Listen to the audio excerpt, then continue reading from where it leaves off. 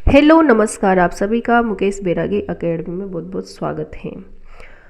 हम आचार्य रामचंद्र की शुक्ल की बुक पढ़ रहे थे जिसमें आदिकाल तक पढ़ लिया।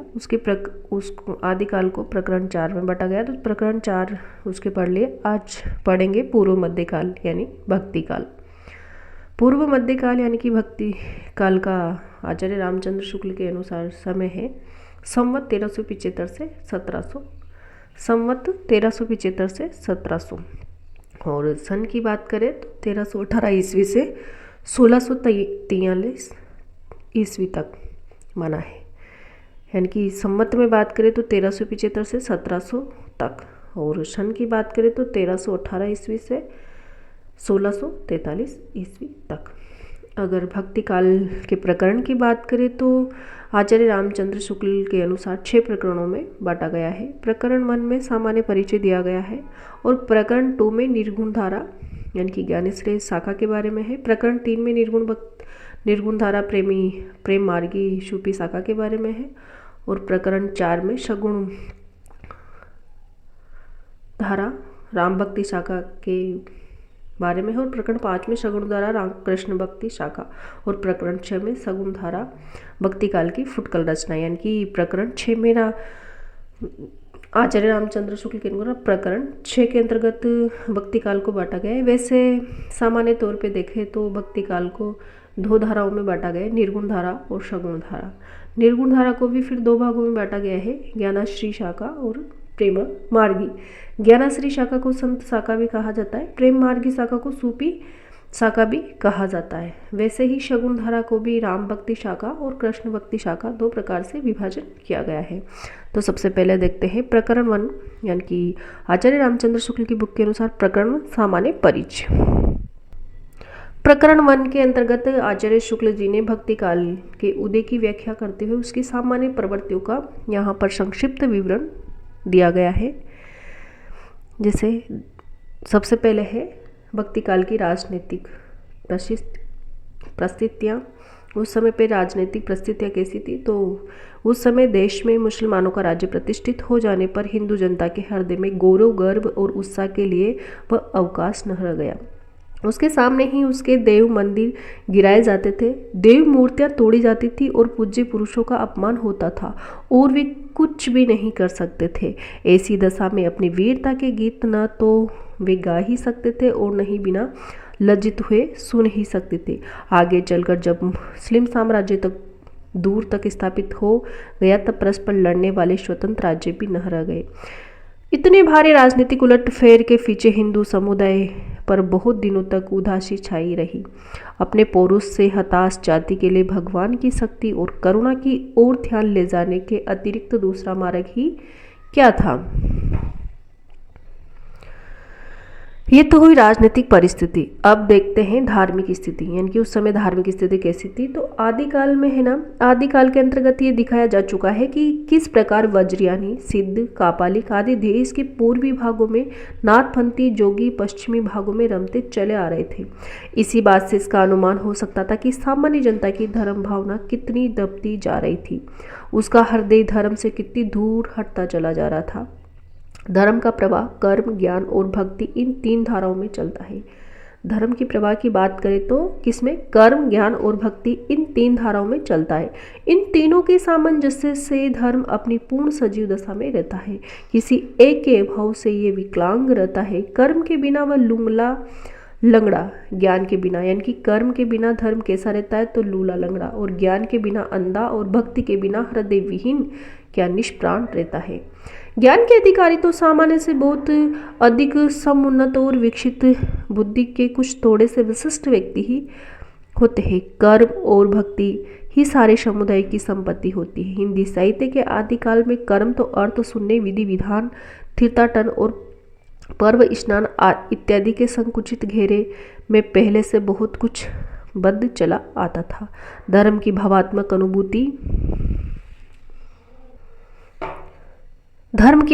अनुभूति या भक्ति, जिसका सूत्रपात महाभारत में और विस्तृत प्रवर्तन पुराण काल में हुआ था, कभी कहीं दबती, कभी कहीं उभरती किस प्रकार चली भर आ रही थी। अर्थ सुनने, बाहरी विधि विधान, तीर्थाटन, पर्व, स्नान आदि की निस्सारता का संस्कार फैलाने जो कार्य वज्रयानी सिंधु और नाथपंथी जोगियों ने, यानी कि जो वज्रयानी सिंधु और कापालिक सिद्ध आदि देश पूर्वी भागों में और नाथपंथी जोगी पश्चिम भागों में रमते चले आ रहे थे, इसका अनुमान हो सकता है कि सामान्य जनता की धर्म भावना कितनी दबती चली आ रही थी और हृदय में कितनी दूर हटता ही चला जा रहा था। इस प्रकार इससे भक्ति की काल की धार्मिक स्थिति के विषय में जानना पड़ता है। इनकी अर्थ सुनने, बाहरी विधि विधान, तीर्थाटन, पर्व, स्नान आदि निस्सारता का संस्कार फैलाने का जो कार्य वज्रयानी सिद्धू और नाथपंथी जोगियों के द्वारा हुआ उसका उल्लेख हो चुका है, पर उद्देश्य कर्म का उसे तंग गड्ढे से निकालकर प्रकृत धर्म के खुले क्षेत्र में लाना न था, बल्कि एक बार के किनारे ढकेल देना था। आगे देखते हैं, जनता की दृष्टि को आत्म कल्याण और लोक कल्याण विधायक सच्चे कर्मों की ओर लाने के बदले उसे वे कर्म क्षेत्र से ही हटाने में लग गए थे। उसकी वाणी तो गुह्य रहस्य और सिद्ध लेकर उठी थी। अपने रहस्यदर्शिता की धाक जमाने के लिए बाह्य जगत की बातें छोड़ गठ के भीतर के कोठों की बातें बताया करते थे। भक्ति, प्रेम आदि हृदय के प्रकृत भाव का अंत साधना में कोई स्थान न था, क्योंकि इनके द्वारा ईश्वर को प्राप्त करना तो सबके लिए सुलभ कहा जा सकता है।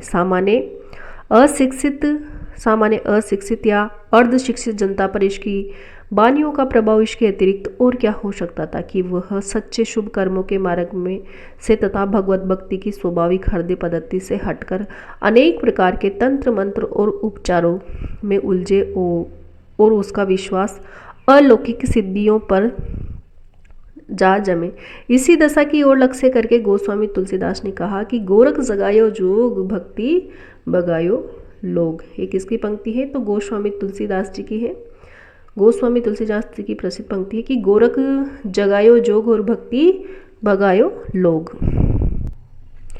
सारांश यह है कि जिस समय मुसलमान भारत में आए उस समय सच्चे धर्म भाव का बहुत कुछ हास हो गया था। प्रतिवर्तन के लिए बहुत बड़े धक्कों की आवश्यकता थी। ऊपर जिस अवस्था का दिग्दर्शन हुआ वह सामान्य जन समुदाय की थी। शास्त्रज्ञ विद्वानों पर सिद्धों और जोगियों की वाणियों का कोई असर न था।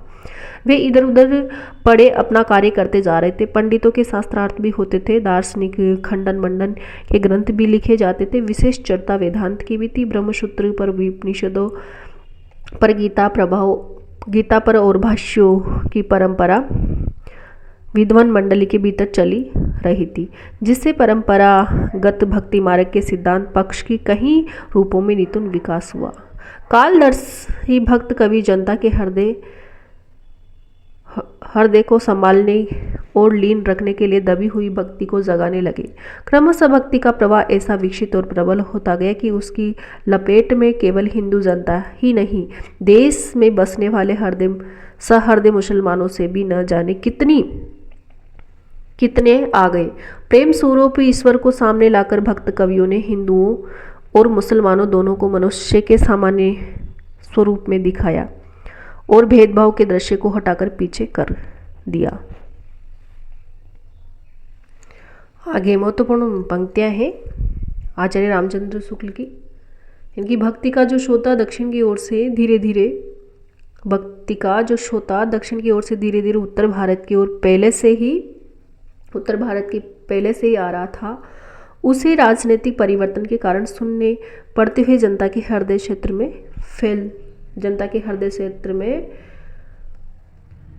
फैलने के लिए पूरा स्थान मिल गया। उसको फैलने के लिए पूरा स्थान मिल गया। रामानुजाचार्य संवत 1073 ने शास्त्रीय पद्धति से जिस सगुण भक्ति का निरूपण किया था उसकी ओर जनता आकर्षित होती चली आ रही थी। इनकी भक्ति का जो श्रोता दक्षिण की ओर से धीरे धीरे उत्तर भारत की ओर पहले से ही आ रहा था, उसे राजनीतिक परिवर्तन के कारण सुनने पड़ते हुए जनता के हृदय क्षेत्र में फैलने के लिए पूरा स्थान मिल गया। भक्ति के आंदोलन की जो लहर दक्षिण से आई, उसी ने उत्तर भारत की परिस्थितियों के अनुरूप हिंदू मुसलमान दोनों के लिए एक सामान्य भक्ति मार्ग भावना की कुछ लोगों में जगाई। भक्ति मार्ग की भावना कुछ लोगों में उन्होंने जगाई। गुजरात के स्वामी मध्वाचार्य जी संवत 1254 से 1333 ने अपना द्वैतवादी वैष्णव संप्रदाय चलाया। द्वैतवादी वैष्णव संप्रदाय किसने चलाया? तो मध्वाचार्य, यानी कि मध्वाचार्य द्वैतवादी, जिसकी ओर बहुत से लोग झुके। देश के पूर्वी भाग में जयदेव की जी के कृष्ण प्रेम संगीत की गूंज चलती आ रही थी, जिसके सुर में मिथिला के कोकिल विद्यापति, मिथिला के कोकिल कौन है? विद्यापति ने अपना सुर मिलाया।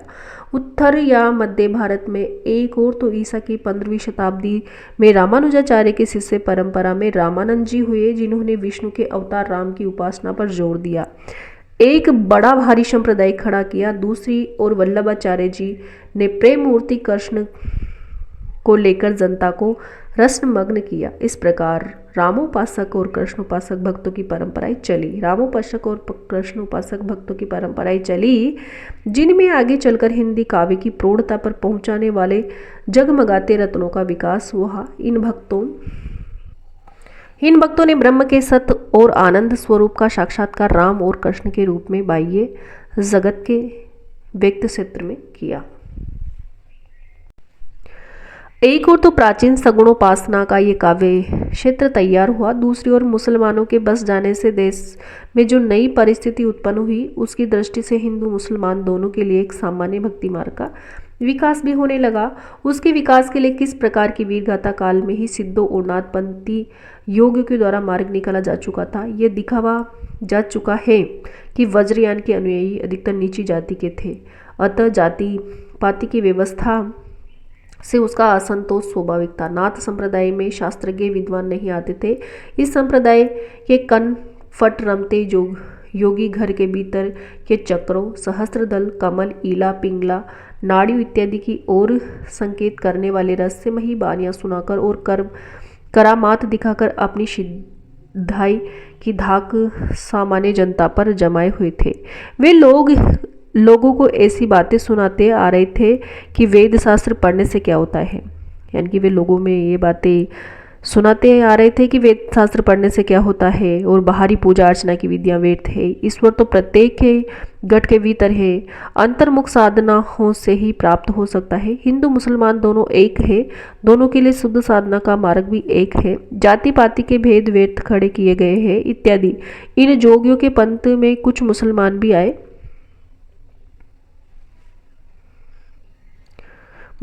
इसका उल्लेख पहले से हो चुका है। भक्ति के आंदोलन की जो लहर दक्षिण से आई, यानी कि भक्ति के आंदोलन की जो लहर दक्षिण से आई, उसी ने उत्तर भारत की परिस्थिति के अनुरूप हिंदू मुसलमान दोनों के लिए एक सामान्य भक्ति मार्ग की भावना कुछ लोगों में जगाई। हृदय पक्ष सुनने सामान्य अंत साधना का मार्ग निकालने पर प्रयत्न नाथपंथी कर चुके थे। यह हम कह चुके हैं कि रागात्मक तत्वों से रहित साधना से ही मनुष्य की आत्मा तृप्त नहीं हो सकती। महाराष्ट्र के प्रसिद्ध भक्त नामदेव, महाराष्ट्र के प्रसिद्ध भक्त कहाँ के थे? नामदेव महाराष्ट्र के थे। इन्होंने संवत 1328 से 1408 ने हिंदू मुसलमान दोनों के लिए एक सामान्य भक्ति मार्ग का आभास दिया। उसके पीछे कबीरदास ने विशेष तत्परता के साथ एक व्यवस्थित रूप से ये मार्ग निर्गुण पंथ के नाम से चलाया। तो किसके नाम से चलाया? निर्गुण पंथ के नाम से, यानी कि निर्गुण पंथ के नाम से चलाया।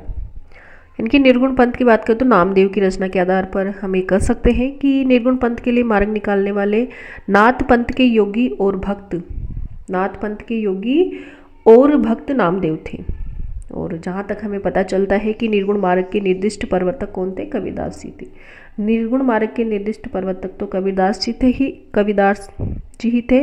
और नाथ पंथ के योगी और भक्त कौन थे? निर्गुण पंथ को निकालने वाले तो नामदेव थे।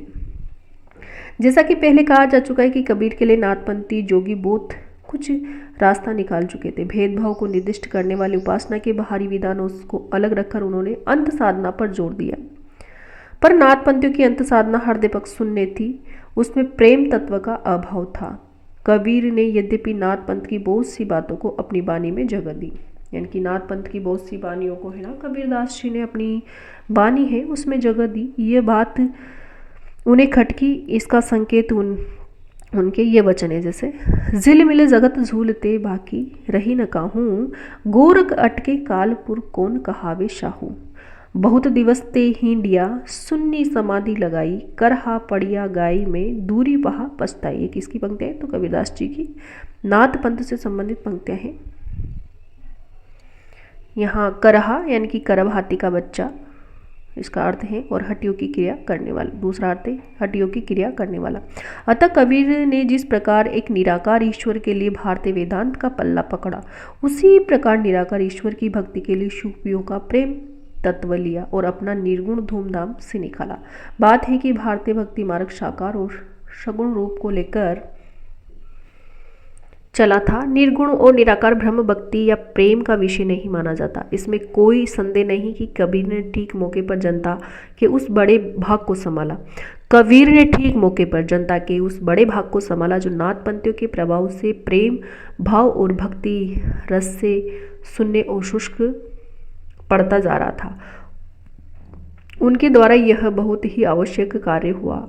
इसके साथ ही मनुष्य तो की सामान्य भावनाओं को आगे करके निम्न श्रेणी की जनता में उन्होंने आत्मगौरव का भाव जगाया और भक्ति के ऊंचे से ऊंचे सोपान की ओर बढ़ने के लिए बढ़ावा दिया। उनका निर्गुण पंथ चल निकला, जिसमें नानक, दादू और मल्लुकदास आदि संत हुए। निर्गुण पंथ से संबंधित है नानक, दादू और मल्लुकदास, यानी कि नानक, दादू और मल्लुकदास किससे संबंधित है? तो कबीरदास जी के निर्गुण पंथ से ही संबंधित है।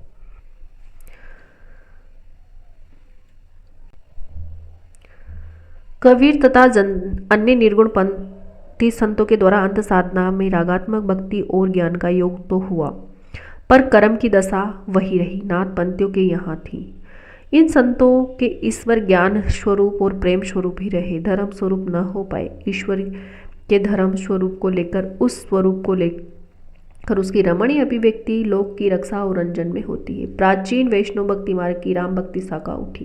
कृष्ण भक्ति शाखा केवल प्रेम स्वरूप ही लेकर नहीं, उमंग से फैली। यहाँ एक और बात की ओर ध्यान देना आवश्यक प्रतीत होता है कि साधना के जो 3 अवयव कर्म, ज्ञान और भक्ति कहे गए, यानी कि साधना के कितने अवयव कहे गए? तो 3 अवयव कहे गए कि कर्म, ज्ञान और भक्ति। ये पंक्तियाँ इंपॉर्टेंट है, यहाँ से क्वेश्चन आ जाता है। वे शब्द काल पाकर दोष, यानी कि यहाँ पर एक बात की ओर ध्यान दिला देना आवश्यक प्रतीत होता है कि साधना के जो 3 अवयव कर्म, ज्ञान और भक्ति कहे गए, वे सब काल पाकर दोषग्रस्त हो सकते हैं। कर्म अर्थ शून्य विधि विधानों से निकम्मा हो सकता है। अर्थ शून्य विधि विधानों से क्या हो सकता है? निकम्मा हो सकता है। ज्ञान रस से और गुह्य की भावना से पाखंडपूर्ण हो सकता है, और भक्ति इंद्रियों उपभोग की वासना से कलुषित हो सकती है। भक्ति की निष्पत्ति श्रद्धा और प्रेम के योग से होती है। आचार्य रामचंद्र शुक्ल के अनुसार भक्ति की निष्पत्ति श्रद्धा और प्रेम के योग से होती है, यानी कि जहाँ श्रद्धा या पूज्य बुद्धि का अवयव जिसका लगाव धर्म से होता है छोड़कर केवल प्रेम लक्षणा भक्ति ली जाएगी, वहाँ वह अवश्य विलासिता से ग्रसित हो जाएगी।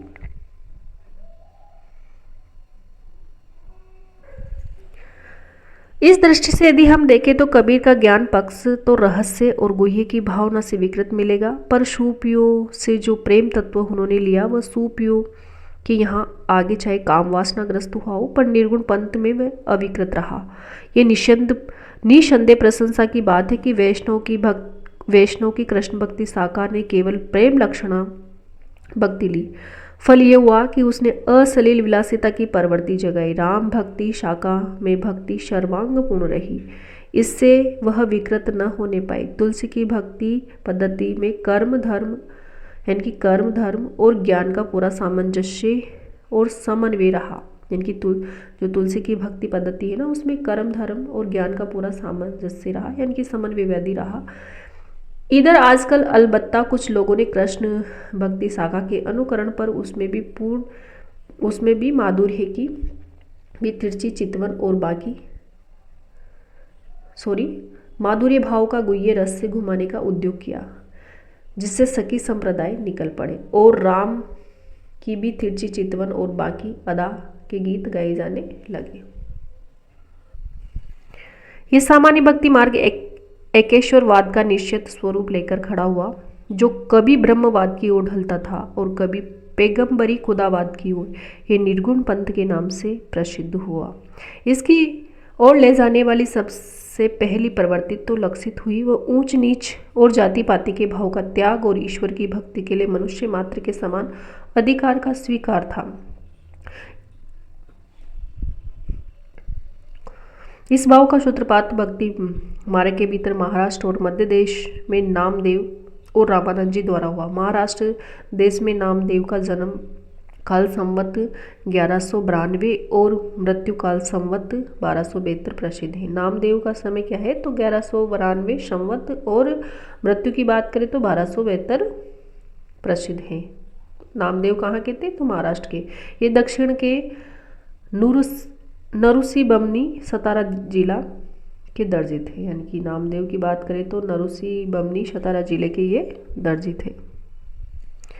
फिर से पंढरपुर के विठोबा विष्णु भगवान के मंदिर ये में भगवत भजन करते हुए अपना दिन बिताते थे। महाराष्ट्र के भक्तों में नामदेव का नाम सबसे पहले आता है। अगर नामदेव की बात करें तो महाराष्ट्र के भक्तों में सबसे पहले इनका नाम आता है। मराठी भाषा के अभंगों के अतिरिक्त इनकी हिंदी रचनाएं भी प्रचुर परिमाण में मिलती है। इन हिंदी रचनाओं में एक विशेष बात पाई जाती है कि कुछ तो सगुण उपासना से संबंध रखती है और कुछ निर्गुण उपासना। इनकी जो रचनाएं ना कुछ तो सगुण उपासना से संबंधित है और कुछ निर्गुण उपासना से संबंधित है। इसके समाधान के लिए इनके समय की परिस्थिति की ओर ध्यान देना आवश्यक है। आदिकाल के अंतर्गत ये कहा जा सकता है कि मुसलमानों के आने पर पठानों के समय में गोरखपंथी योगियों का देश में बहुत प्रभाव था। नामदेव के ही समय में प्रसिद्ध ज्ञान योगी ज्ञानदेव हुए। यानी कि नामदेव के समय में भी प्रसिद्ध ज्ञान योगी ज्ञानदेव हुए जिन्होंने अपने को गोरख की शिष्य परंपरा में बताया। ज्ञानदेव पर परलोकवास बहुत थोड़ी अवस्था में हुआ, पर नामदेव उसके उपरांत बहुत दिनों तक जीवित रहे। नामदेव सीधे साधे सगुण भक्ति मार्ग पर चले जा रहे थे, पर पीछे उस पर नाथ पंथ के प्रभाव भीतर भी लाए थे। यानी कि वो है ना सीधे साधे सगुण भक्ति मार्ग पर चल रहे थे, पर पीछे उस नाथ पंथ के प्रभाव के भीतर भी ये लाए गए। जो अंतर्मुख साधना द्वारा सर्वव्यापक निर्गुण ब्रह्म के साक्षात्कार को ही मोक्ष का मार्ग मानता था, वह लाने वाले थे ज्ञानदेव। एक बार ज्ञानदेव ने इन्हें है ना साथ लेकर तीर्थ यात्रा को निकले थे। मार्ग में ये अपने प्रिय विग्रह विठोबा भगवान के वियोग में व्याकुल रहा करते थे। ज्ञानदेव इन्हें बराबर समझाते थे, यानी कि ज्ञानदेव नामदेव को समझाते थे कि भगवान क्या एक ही जगह है, वे तो सर्वत्र है, सर्वव्यापक है। यह मोह छोड़ो, तुम्हारी भक्ति अब एकांगी है।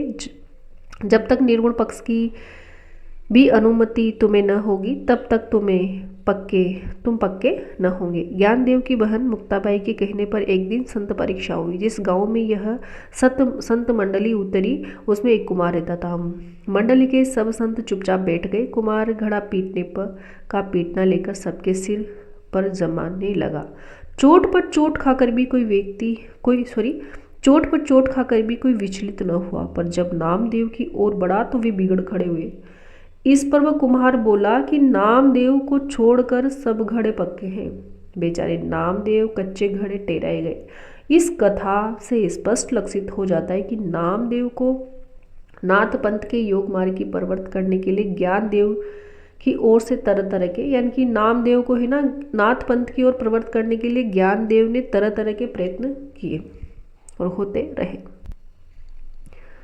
सिद्ध और योगी निरंतर अभ्यास द्वारा अपने शरीर को विलक्षण बना लेते थे। खोपड़ी पर चोटें खा खाकर उसे पक्की करना उनके लिए कोई कठिन बात न थी। अब भी एक प्रकार के मुसलमान फकीर अपने शरीर पर जोर जोर से डंडे जमाकर भिक्षा मांगते थे। नामदेव किसी गुरु से दीक्षा लेकर अपनी सगुण भक्ति के प्रवर्त नहीं हुए, वह अपने ही हृदय की स्वाभाविक प्रेरणा से हुए। यानी कि नामदेव की बात करें ना, उन्होंने किसी गुरु से सगुण भक्ति की दीक्षा नहीं ली, वो अपने ही अंदर हृदय की स्वाभाविक प्रेरणा से प्रेरित हुए। ज्ञानदेव बराबर उन्हें बिनु गुरु होए न ज्ञान समझाते थे। यानी कि ज्ञानदेव नामदेव को समझाते थे कि बिनु गुरु होए न ज्ञान, की बिना गुरु के ज्ञान नहीं होता। समझाते आते थे। संतों के बीच निर्गुण ब्रह्म के संबंध में जो कुछ कहा सुना जाता था और ईश्वर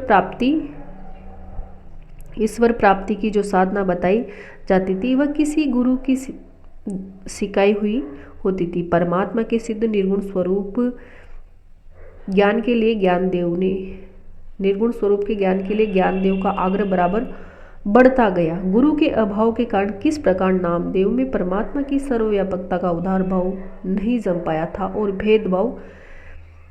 भेदभाव बना था। इस पर भी एक कथा चली आती थी। कहते हैं कि एक दिन स्वयं विठोबा भगवान एक मुसलमान फकीर का रूप धरकर नामदेव के सामने आए। नामदेव ने उन्हें नहीं पहचाना।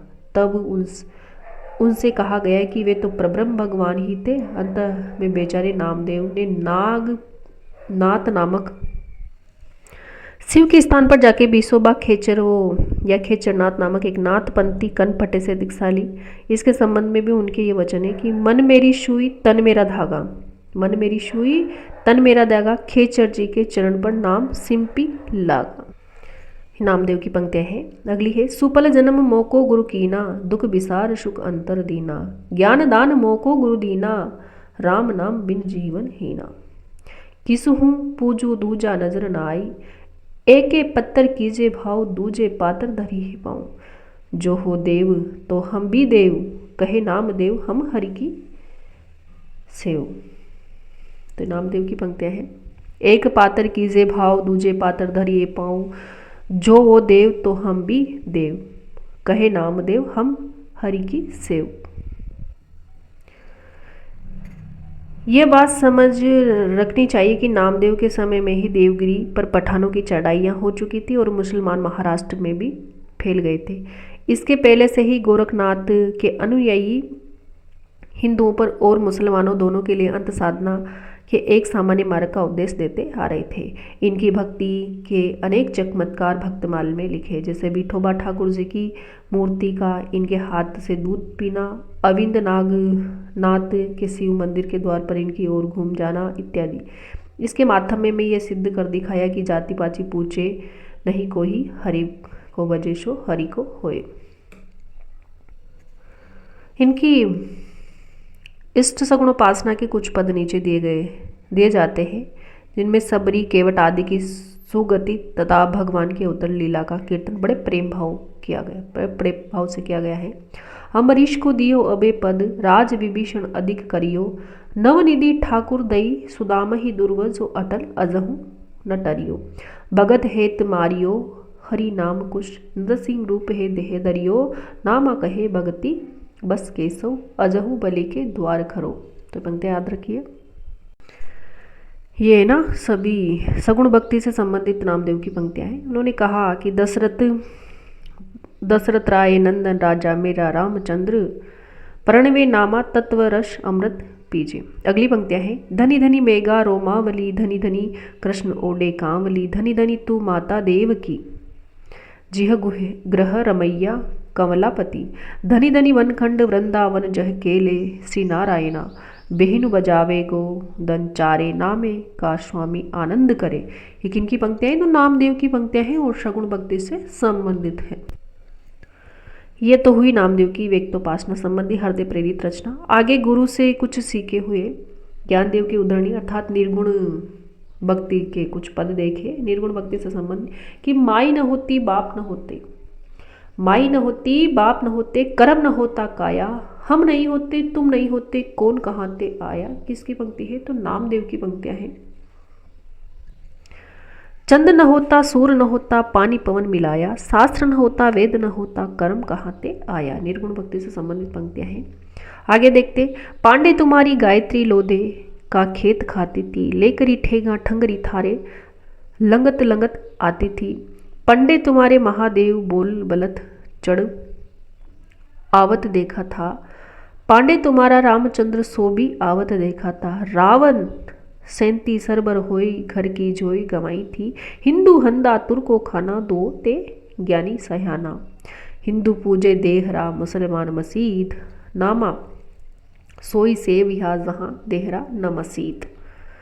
ये नामदेव की निर्गुण भक्ति से संबंधित निर्गुण वाणी के कुछ पद हैं जो इम्पोर्टेंट है।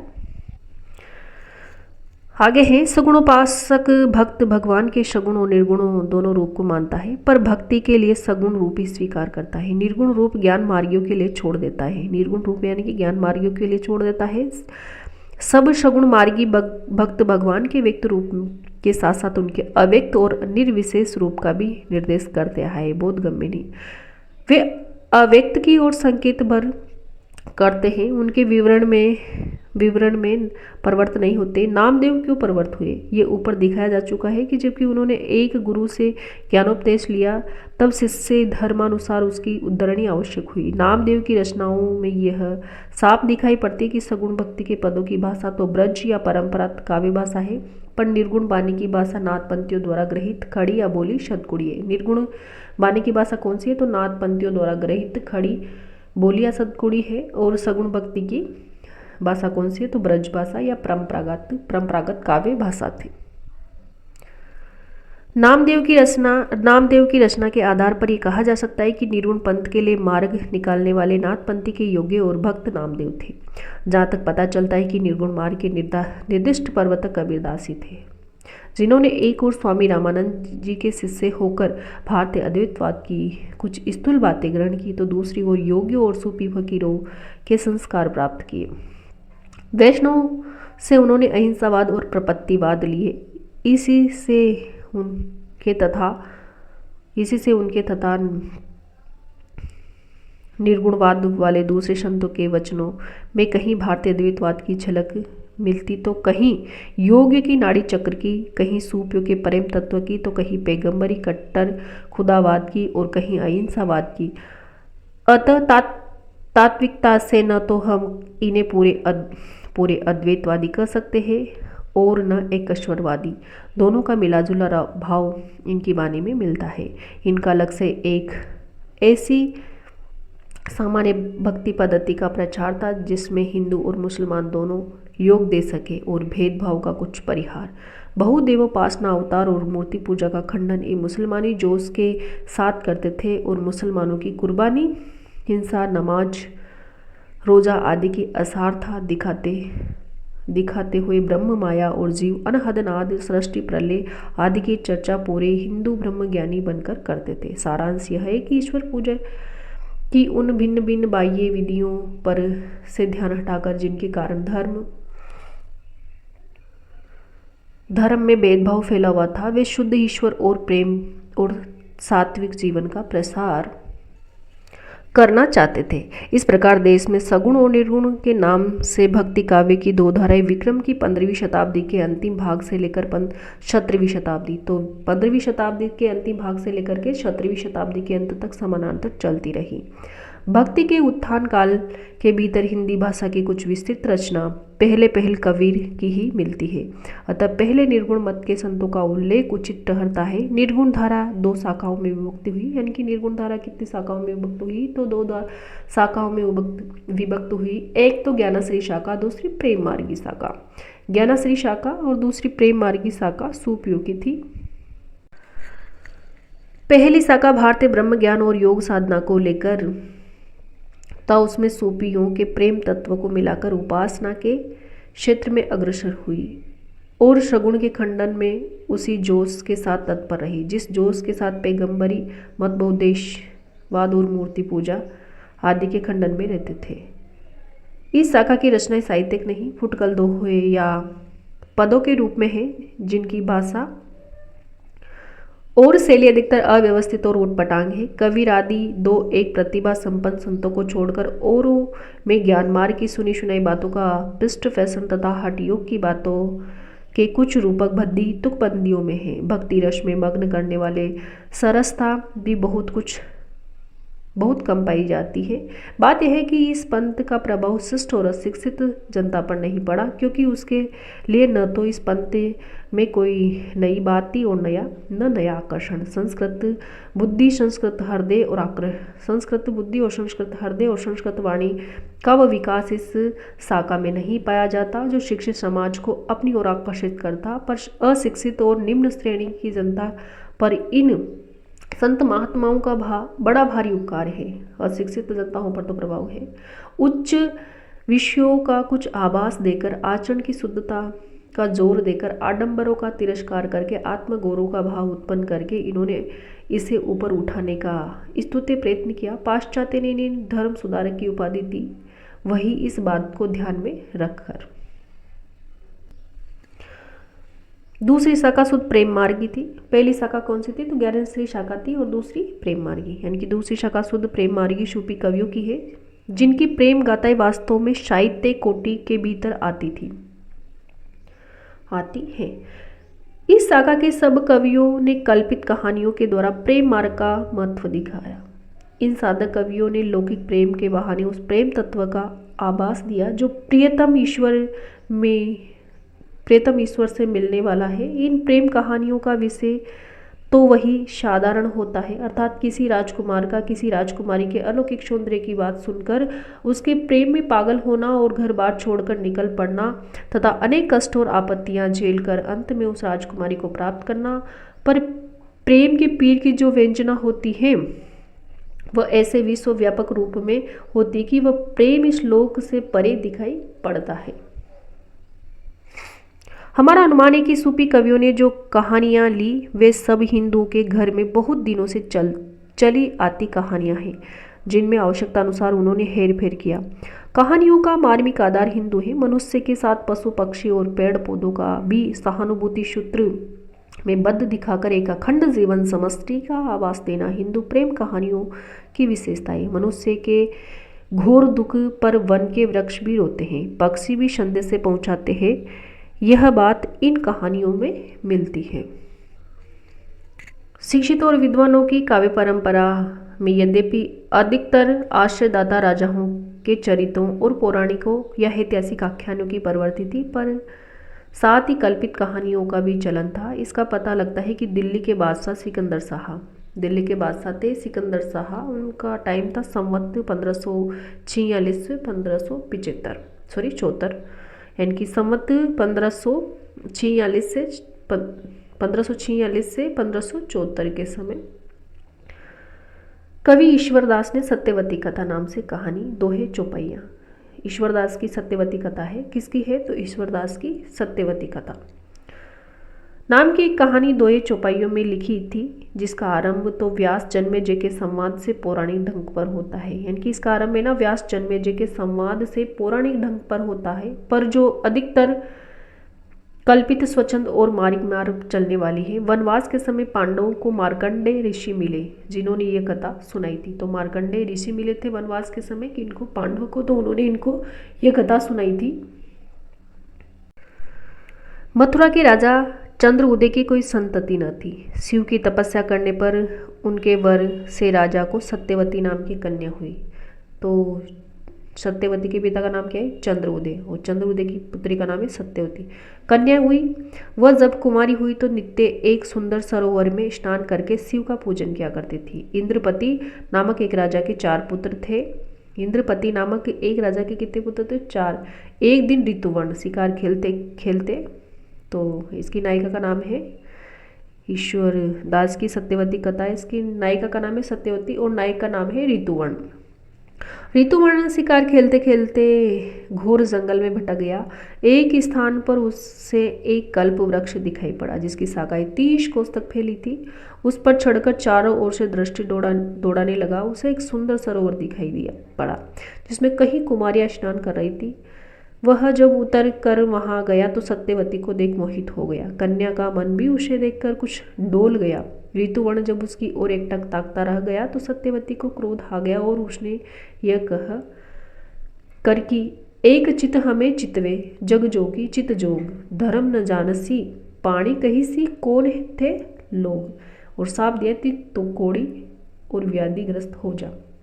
यह पंक्तियां बोल करके सत्यवती ने उसको ऋतुवर्ण को साप दे दिया कि तू क्या हो जा, कोड़ी हो जा। कहाँ की पंक्तियां हैं, तो आचार्य रामचंद्र शुक्ल की बुक से है और सत्यवती कथा से संबंधित है। ऋतुवर्ण वैसा ही हो गया और फूट फूट कर रोने लगा। जब साप दिया तो वो कोड़ी हो गया और कोड़ी होकर के वो रोने लगा। उन्होंने कहा, रोवे व्याधि बहुत पुकारी, चौहन बिचर रोवे सब जारी, बाघ सिंह रोवत बन माही, रोवत पंछी बहुत ओनाही। ये व्यापक विलाप सुनकर सत्यवती उस कोड़ी के पास जाती है और उसे यह कहकर हटा देता है कि तुम जाओ अपना हंसो खेलो। सत्यवती का पिता राजा एक दिन जब उधर से निकला तब कौड़ी के शरीर से उठी दुर्गंध से व्याकुल हो गया। घर आकर उस दुर्गंध की शांति के लिए राजा ने बहुत दान पुण्य किया। जब राजा भोजन करने बैठा तब उसकी कन्या वहां न थी। राजा कन्या के बिना भोजन ही न करता था। कन्या को बुलाने पर राजा ने दूत गए, तब वह शिव की पूजा छोड़कर न आई। इस पर राजा को क्रोध होकर दूतों से कहा कि सत्यवती को जाकर उस कौड़ी को सौंप दो। दूतों का वचन सुनकर कन्या नीम की टहनी लेकर उस कौड़ी की सेवा के लिए चल पड़ी और उससे कहा, तो ही छाड़ी अब मैं कित जाऊं, माई बाप सोपा तुब ठाऊं। यानी कि वह सत्यवती ऋतुवर्ण से कहती कि तुमको छोड़कर मैं कहाँ जाऊं, क्योंकि माँ बाप ने मुझे तुम्हें सौंप दिया है। कन्या प्रेम से उसकी सेवा करने लगी और एक दिन उसे कंधे पर बिठाकर सत्यवती तीर्थ स्थान कराने ले गई, जहाँ बहुत से देवता मुनि किन्नर आदि निवास करते थे। वहां जाकर सत्यवती ने कहा, यदि मैं सच्ची सती हूँ तो रात हो जाए। इस पर चारों ओर घोर अंधकार छा गया। सब देवता तुरंत सत्यवती के पास दौड़ आए और सत्यवती ने उनसे ऋतुवर्ण को सुंदर शरीर प्राप्त करने का वर मांगा। व्याधिग्रस्त ऋतुवर्ण ने तीर्थ में स्नान किया और उसका शरीर निर्मल हो गया। देवताओं ने दोनों का विवाह करा दिया। ईश्वर दास ने इस ग्रंथ के रचना काल का उल्लेख इस प्रकार किया कि भादो मास पास उजियारा, तिथि नौमी हो मंगलवारा, नसत अश्वनी मेष के चंदा, पंच जनासो सदा आनंदा, जोगिनीपुर दिल्ली बड़थाना, सहा सिकंदर बड़ सुल्ताना, कहे बेट सरस्वती विद्या गणपति दीन, ता दिन कथा आरंभ इस ईश्वरदास कीन।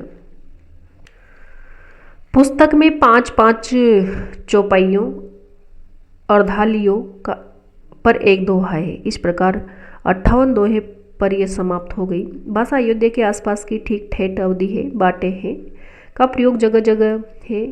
यह अवधि भाषा चौपाई दोहे क्रम और कहानी का रूप रंगसूपी कवियों ने ग्रहण किया। आख्यान काव्यों के लिए चौपाई दोहे की परंपरा बहुत पुराने विक्रम की 11वीं शती के जैन चरित काव्यों में मिलती है। इसका उल्लेख पहले हो चुका है।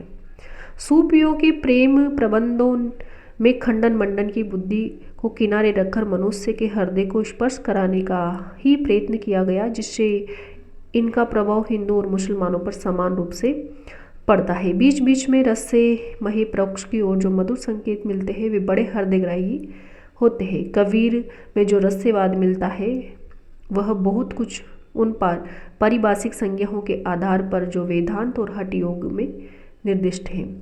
पर इन प्रेम प्रबंधकारों ने जिस रस्यवाद का आभास बीच बीच में करा दिया उसके संकेत स्वाभाविक और मर्म स्पर्शी हैं। शुद्ध प्रेम मार्गी और सूफी कवियों की शाखा में सबसे प्रसिद्ध जायसी हुए, जिनकी पद्मावत हिंदी काव्य क्षेत्र में एक अद्भुत रत्न है। तो जायसी की पद्मावत किसका ग्रंथ है? तो जायसी का। इस संप्रदाय के सब कवियों ने पूर्वी हिंदी अर्थात अवधि का व्यवहार किया, जिसमें गोस्वामी तुलसीदास जी ने अपना रामचरितमानस लिखा। रामचरितमानस कौन सी भाषा में? तो अवधि में। अपना भावात्मक रस्यवाद लेकर सूफी जब भारत आए तब यहाँ उन्हें केवल साधनात्मक रस्यवाद योगियों और रसायनिकों और तांत्रिकों में मिला।